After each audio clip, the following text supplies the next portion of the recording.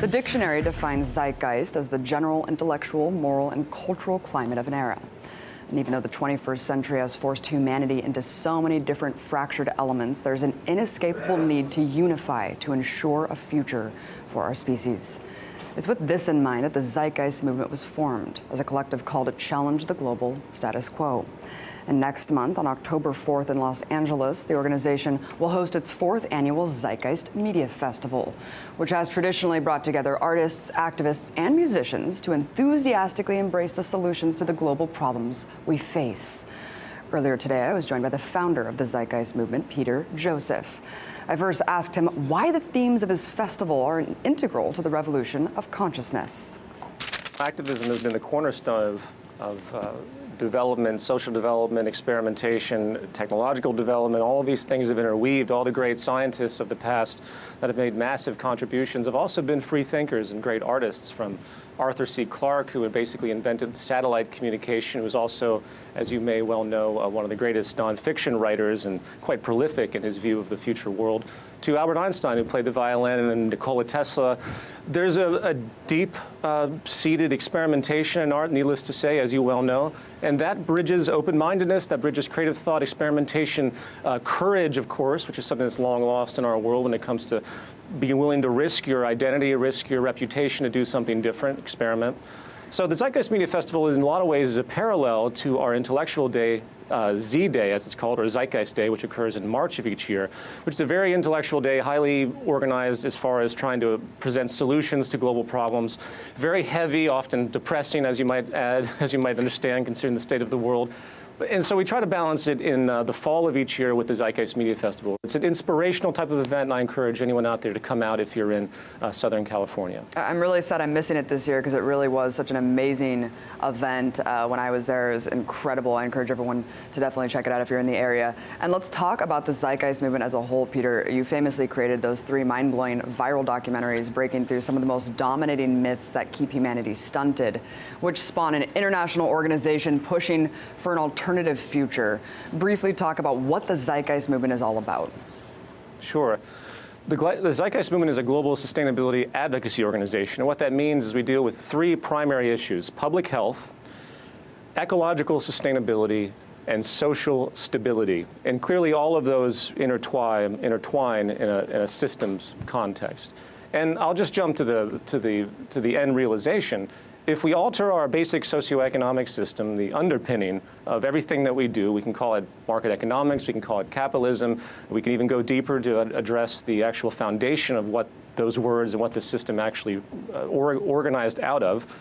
If we take that and we modify it a certain way, we can resolve all of the major problems we have in the world today, from poverty to the propensity towards conflict, to the growing and developing mental illness, to the huge lapse of public health, to these enormous flaws. We don't need to live this way anymore if we're simply obtain the type of efficiency in industrial practice that we're now capable of doing through technological development.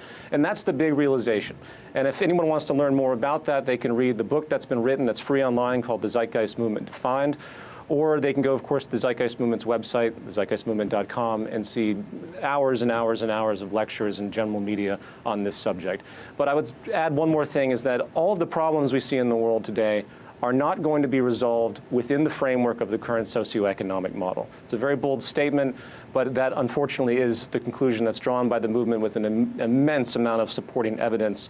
And until we start to address this core source, base, root problem, we have a lot of running in circles to do, unfortunately. Right. You've said that activist groups fighting for their respective causes, working within the framework of that system, is failing.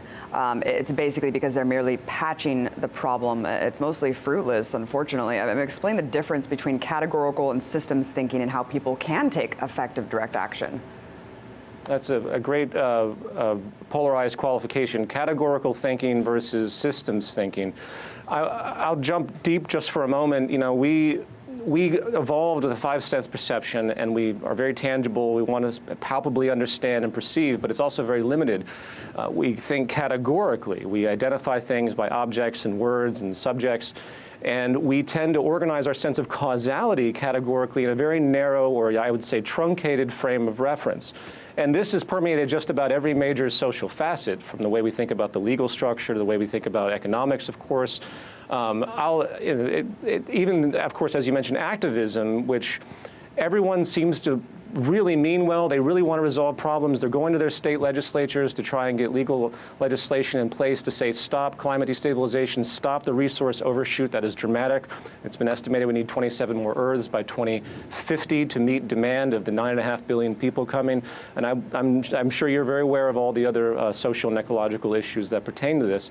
And these resolutions are trying to use a system that in the interpretation of the movement, in which the system's awareness is actually flawed in and of itself as well, is actually completely vulnerable to the wrong propensities, which is essentially the nature of the market system and its influence to stop this type of interest in efficiency, preservation, and sustainability.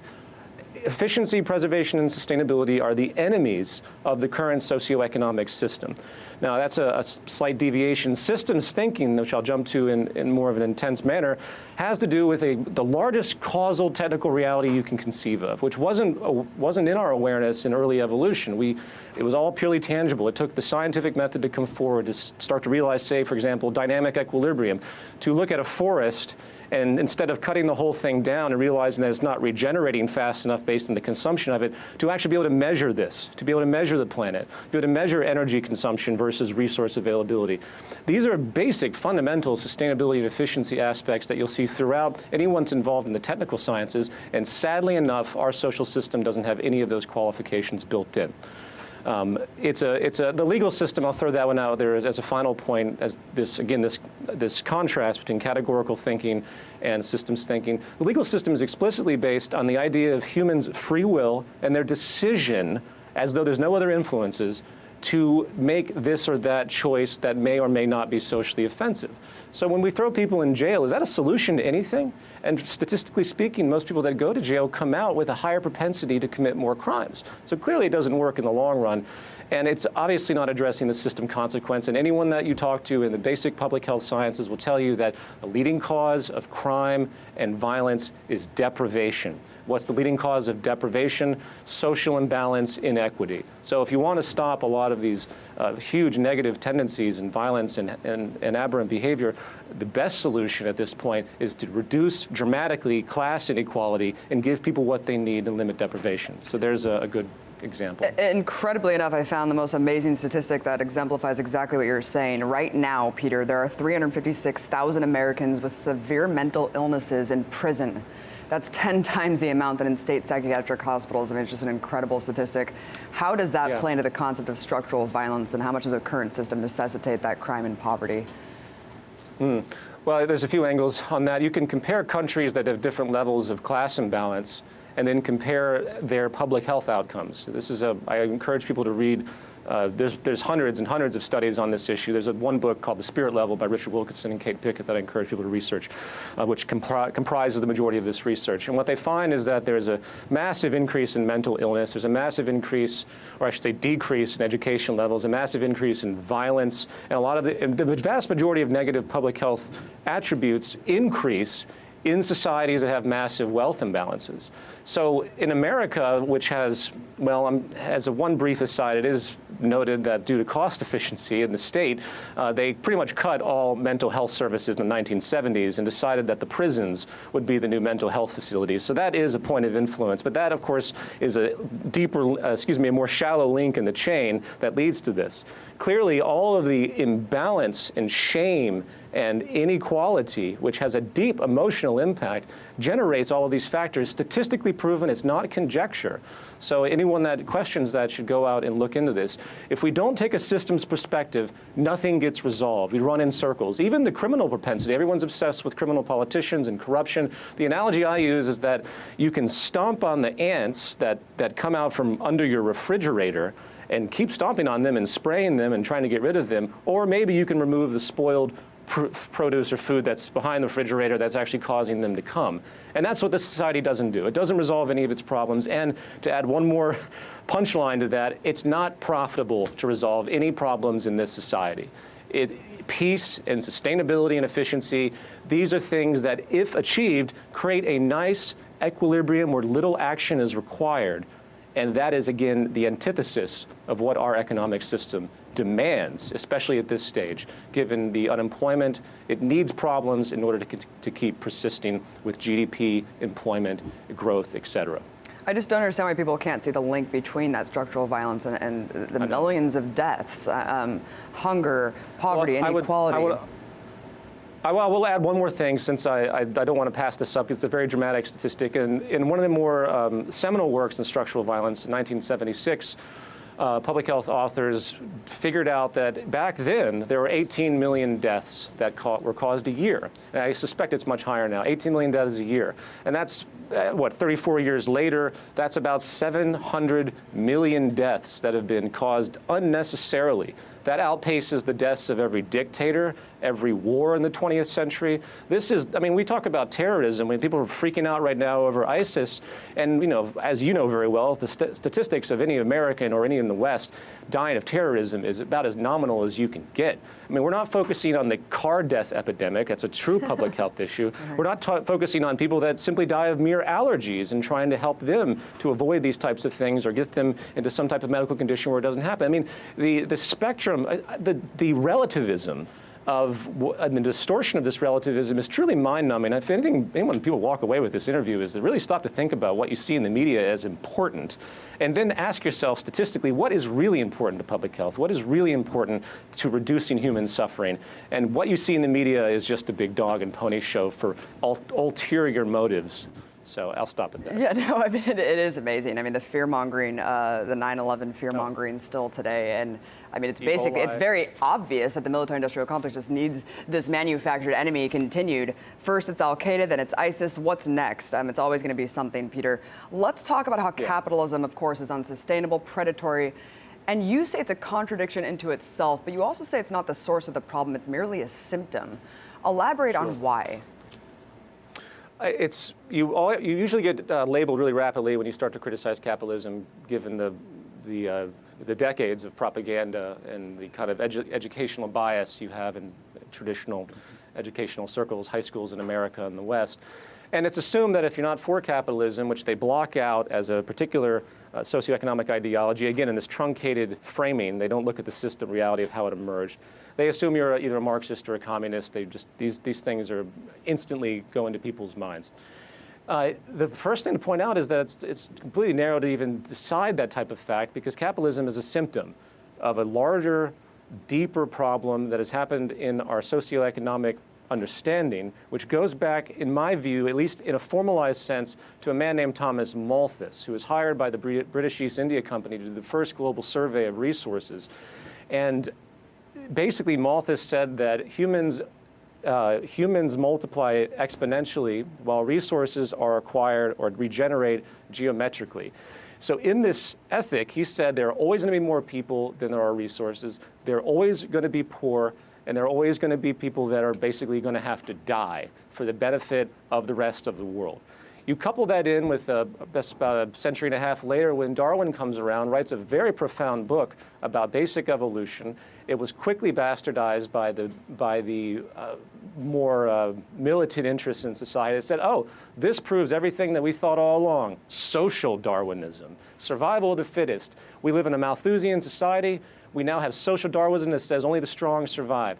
Boom, you have the entire basic ethic of war instilled right into the model. And you have the entire basic ethic of capitalism instilled right into the value system of the social architecture that says there's not enough to go around, therefore some will have to compete. Well, everyone will have to compete, and some are going to lose tremendously, and some are going to win tremendously, and it's all natural. Let's just let it happen. And that's clearly the state today with the 100 billionaires. The 100 billionaires right now that can resolve global extreme poverty 4 times over, and the 3,000 other billionaires that have now emerged. And we're going to see that number increase through time, with 43% up to 46% based on some estimates of the wealth of the world owned by 1%. This is considered a virtue in the deep core ethic, and which is also deeply and atrociously offensive and wrong. Now, the final thing I'll add is this contradiction that's happened throughout the evolution of capitalism itself. Capitalism defends itself as being a scarcity-focused system, right? It says, well, but there's scarcity. We have to, again, it comes to this Malthusian premise that there's not enough to go around. Even some people distort this to say there's infinite wants, that human beings, given their own free interest, would want everything, which is another completely ludicrous social projection. So it defends scarcity as its reasoning, but then what does it do? It goes out and it promotes infinite consumption, because consumption is what drives the entire thing. Consumption is what keeps the money moving between all the major actors. If you have less consumption, it's like the gas pedal on a car. If you have less consumption, you have more unemployment, you have reduced growth. So it's completely schizophrenic. Do you see my point? Yes. It's insane. That's amazing. You just broke it down pretty well, Peter. But of course, the common protest of that is that human nature is competitive. I keep hearing this over and over again, and I wanted to address that. Sure. Human nature is competitive when it needs to be.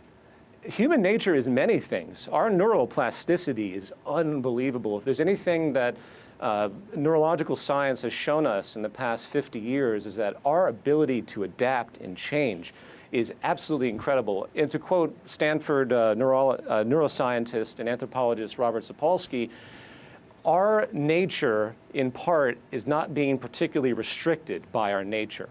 And this is profound. And what I think what happens in this system is people think it's human nature because it's all they see. And there's what I call a primal provocation. If you have this Malthusian, socially Darwinistic basis of the society, and you're born into it, it's constantly pinging that element of your nature that is aggressive, that does look out for itself, that drives self-interest and this tribalistic need to disregard the well-being of others. So there's no mystery as to why people are continuing to behave this way, but to confuse it with something that is considered to be empirical to our condition, that is inescapable, is absolutely ridiculous, and any qualified neuroscientist will tell you the same.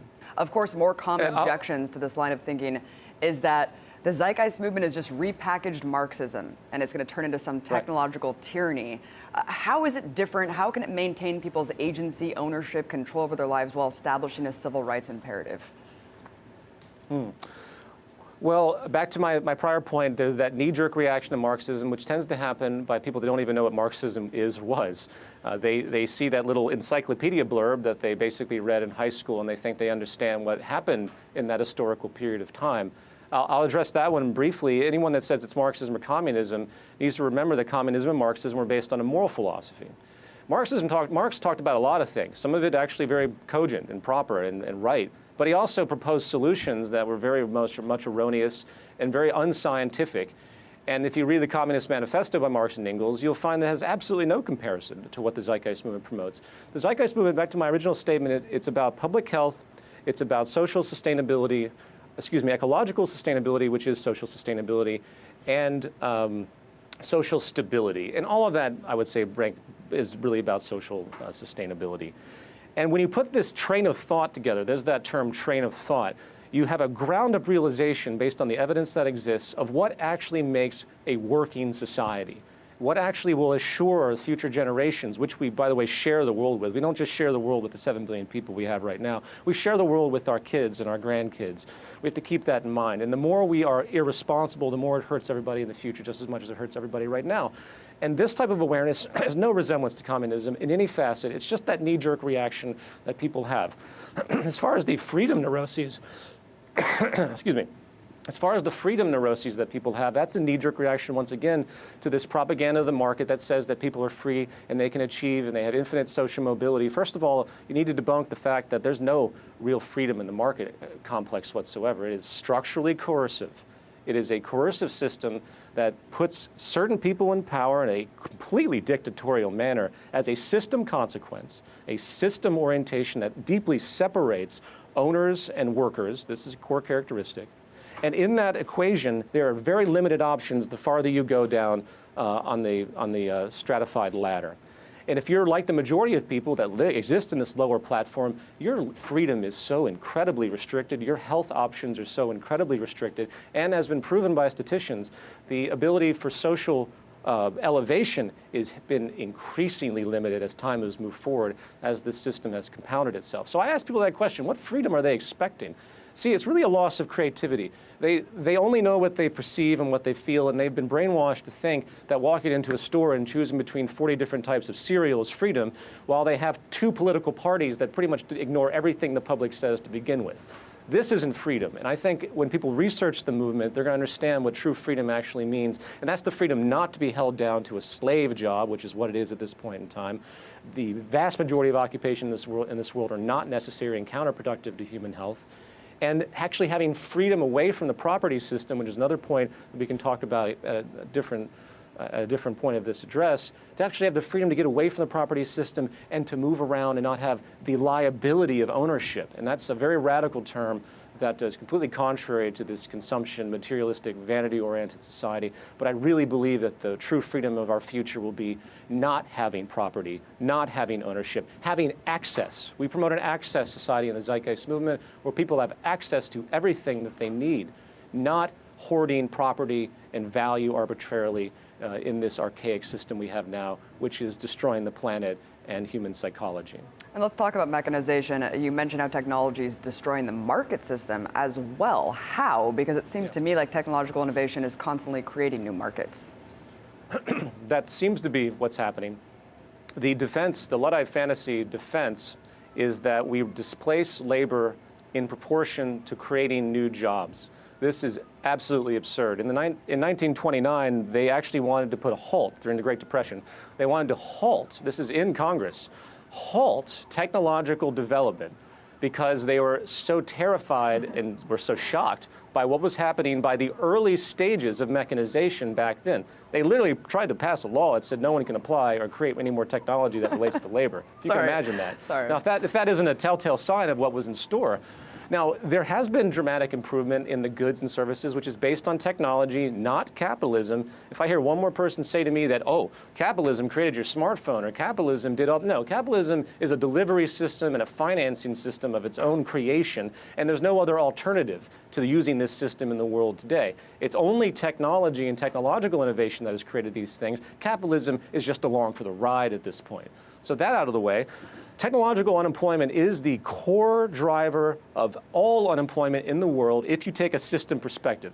Forget policies of government and all this stuff that seems to come into play, or monetary policy and injections to give big business more money so they can hire more people. All of that is completely superficial in that, again, that categorical, narrow thought.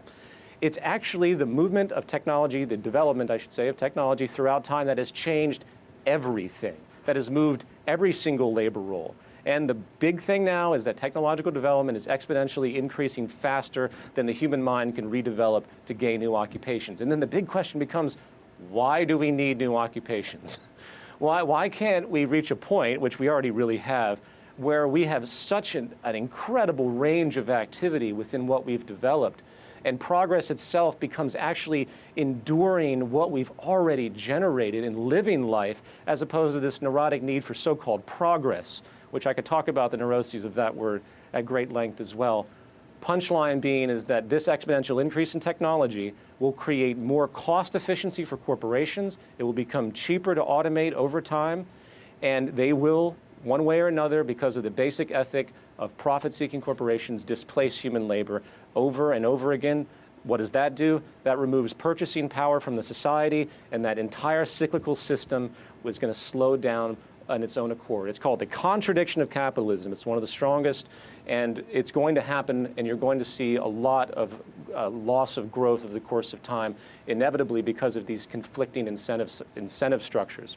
Right. So I hope that makes sense. Right, and what's so, I guess the biggest tragedy of all is that America is one of the most overworked countries. People are just working so hard to try to achieve this unattainable American goal, where people put money as the highest attribute of worth. I mean, the most important attribute here. What's the first step in the shift of this warped value system, Peter? How can we start this? I think it already is happening, but I mean, I just... Yeah, I would going back to that point about what it means to be successful in this basic social value orientation we have. that's been distorted by advertising, that we value each other based on our perceived success because of materialism. There's a great shift that's happening, amazingly enough, and it's a system pressure that's generating this, and people are finally starting to be offended by the gross excess lifestyles of the world. They see the climate destabilization, the resource overshoot. They see all the social problems, the tremendous wealth imbalance, and all of that glory that used to be being super wealthy as the sign of success, that is starting to dissipate. That is, to me, a very powerful marker, because that implies that it's really about balance in the world that is going to create high level of social respect and integrity. People will look at each other and say, wow, that guy is completely self-sustaining. He lives in absolute equilibrium with his environment. He is not, his footprint, in other words, is the lowest I've ever seen.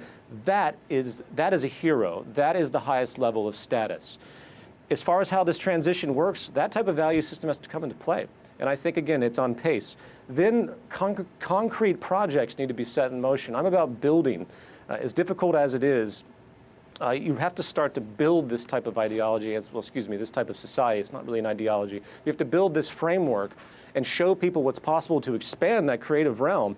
And then they'll start to realize that they can do this. And I advocate virtual building projects. I have a project called the Global Redesign Institute. The movement has it. I've actually have a few of these projects I'm going to organize into an offshoot of the movement over the course of time, dedicated only to technical construction, to show the world what's actually technically feasible, and a lot can be said on that issue. As far as transition step by step, we have to get away from this labor for income system.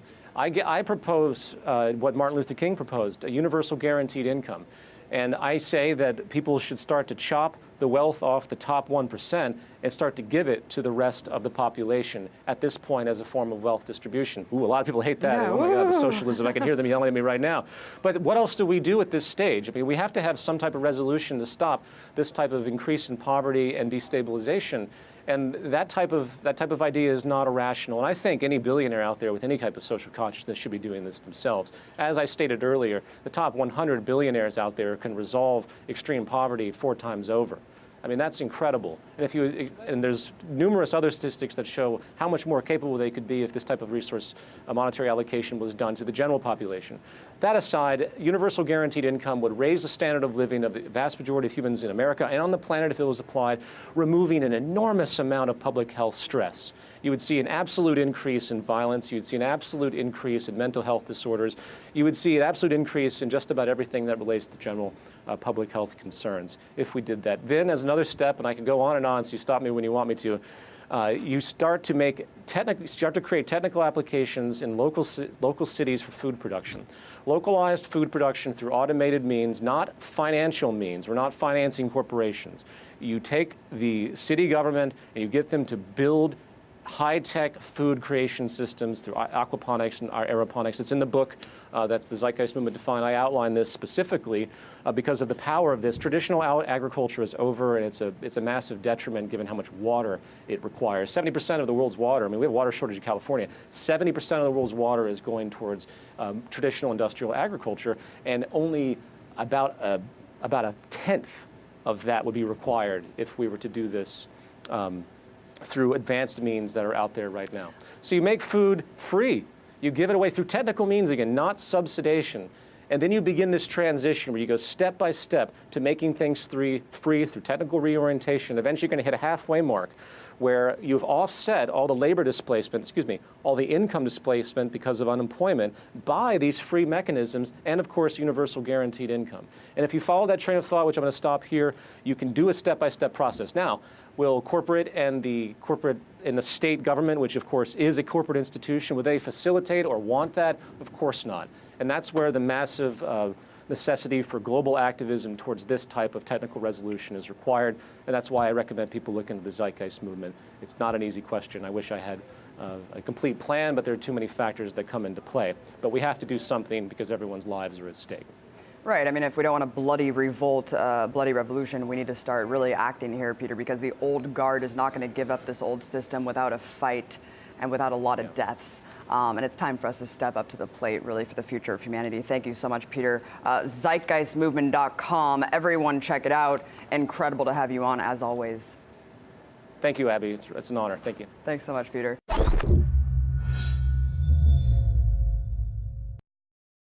interweaved. All the great scientists of the past that have made massive contributions have also been free thinkers and great artists, from Arthur C. Clarke, who had basically invented satellite communication, who was also, as you may well know, one of the greatest nonfiction writers and quite prolific in his view of the future world, to Albert Einstein, who played the violin, and Nikola Tesla. There's a deep-seated experimentation in art, needless to say, as you well know, and that bridges open-mindedness, that bridges creative thought, experimentation, courage, of course, which is something that's long lost in our world when it comes to being willing to risk your identity, risk your reputation to do something different, experiment. So the Zeitgeist Media Festival, in a lot of ways, is a parallel to our intellectual day, Z Day, as it's called, or Zeitgeist Day, which occurs in March of each year, which is a very intellectual day, highly organized as far as trying to present solutions to global problems. Very heavy, often depressing, as you might add, as you might understand, considering the state of the world. And so we try to balance it in the fall of each year with the Zeitgeist Media Festival.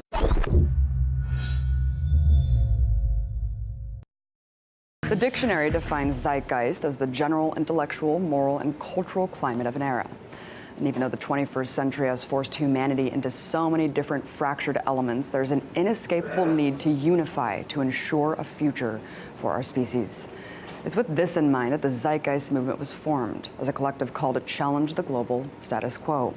And next month, on October 4th in Los Angeles, the organization will host its 4th annual Zeitgeist Media Festival, which has traditionally brought together artists, activists, and musicians to enthusiastically embrace the solutions to the global problems we face. Earlier today, I was joined by the founder of the Zeitgeist Movement, Peter Joseph. I first asked him why the themes of his festival are integral to the revolution of consciousness. Activism has been the cornerstone of development, social development, experimentation, technological development, all of these things. It's an inspirational type of event, and I encourage anyone out there to come out if you're in Southern California. I'm really sad I'm missing it this year because it really was such an amazing event. When I was there, it was incredible. I encourage everyone to definitely check it out if you're in the area. And let's talk about the Zeitgeist Movement as a whole, Peter. You famously created those 3 mind-blowing viral documentaries breaking through some of the most dominating myths that keep humanity stunted, which spawned an international organization pushing for an alternative future. Briefly talk about what the Zeitgeist Movement is all about. Sure. The Zeitgeist Movement is a global sustainability advocacy organization. And what that means is we deal with 3 primary issues: public health, ecological sustainability, and social stability. And clearly all of those intertwine in a systems context. And I'll just jump to the end realization. If we alter our basic socioeconomic system, the underpinning of everything that we do, we can call it market economics, we can call it capitalism, the movement with an immense amount of supporting evidence. And until we start to address this core source, base, root problem, we have a lot of running in circles to do, unfortunately. Right. You've said that activist groups fighting for their respective causes, working within the framework of that system, is failing. Right. It's basically because they're merely patching the problem. It's mostly fruitless, unfortunately. I mean, explain the difference between categorical and systems thinking and how people can take effective direct action. That's a great polarized qualification: categorical thinking versus systems thinking. I'll jump deep just for a moment. You know, we evolved with a 5-sense perception, and we are very tangible. We want to palpably understand and perceive, but it's also very limited. We think categorically. We identify things by objects and words and subjects, and we tend to organize our sense of causality categorically in a very narrow, or I would say truncated. We can even go deeper to address the actual foundation of what those words and what the system actually organized out of. If we take that and we modify it a certain way, we can resolve all of the major problems we have in the world today, from poverty to the propensity towards conflict, to the growing and developing mental illness, to the huge lapse of public health, to these enormous flaws. We don't need to live this way anymore if we're simply obtaining the type of efficiency in industrial practice that we're now capable of doing through technological development. And that's the big realization. And if anyone wants to learn more about that, they can read the book that's been written that's free online called The Zeitgeist Movement Defined. Or they can go, of course, to the Zeitgeist Movement's website, thezeitgeistmovement.com, and see hours and hours and hours of lectures and general media on this subject. But I would add one more thing, is that all of the problems we see in the world today are not going to be resolved within the framework of the current socioeconomic model. It's a very bold statement, but that unfortunately is the conclusion that's drawn by